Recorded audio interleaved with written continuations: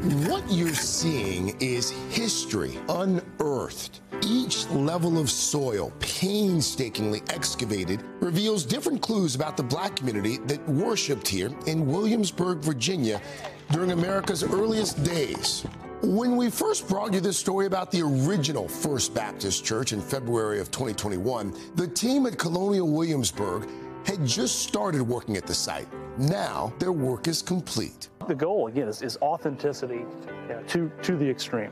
Jack Gary and his team took on this important job in coordination with the First Baptist community and other ancestors. Founded in 1776 by enslaved and free blacks who worshiped together in secret, the congregation built the first church themselves as early as 1805 on a plot of land given to them by a local landowner. A tornado destroyed it in 1834. In 1856, a new brick church was built, which stood for 100 years until Colonial Williamsburg bought it and tore it down.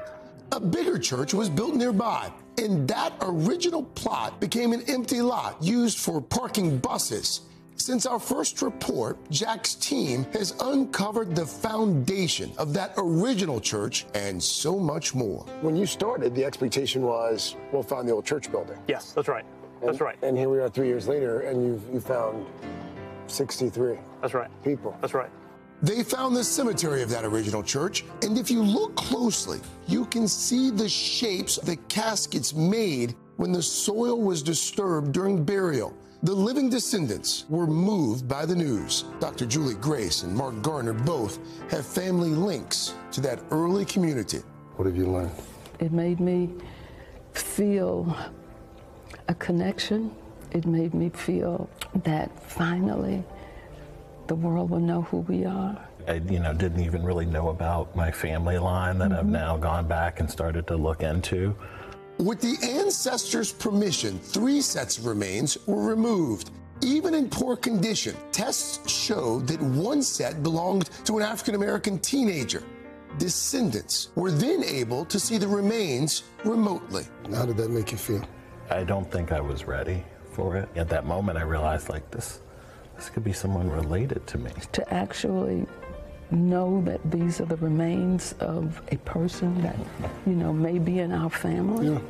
I really wanted them to examine all 63 of those graves. But since the experts told them there was little chance of learning more, the ancestors voted to leave the rest of the graves undisturbed. They've told us their story. Exactly.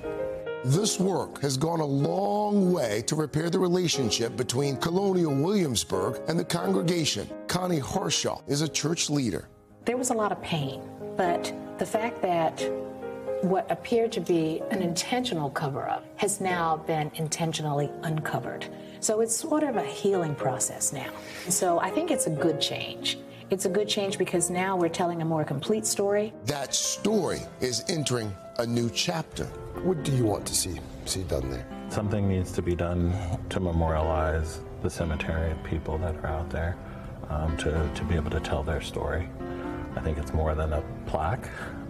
I would be honored, to have people just come by and just be able to sit there and feel the presence of those who have been laid to rest.